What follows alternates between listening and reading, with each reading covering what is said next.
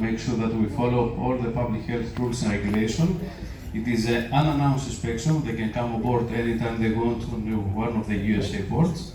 And it happened to be for us yesterday in Boston, and the vessel was scored with a perfect score of 100%.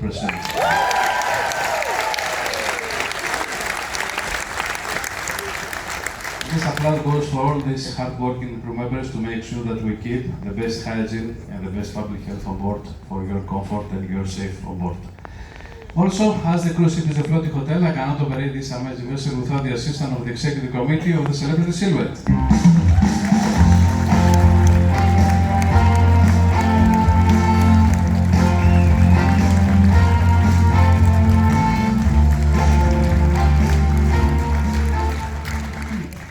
And at this point, I would like to introduce the first gentleman on my right, that he is responsible for the entire technical aspects on board to make sure everything related to the machinery runs smoothly, including our ship's engine, our chief engineer, Kostas from Greece.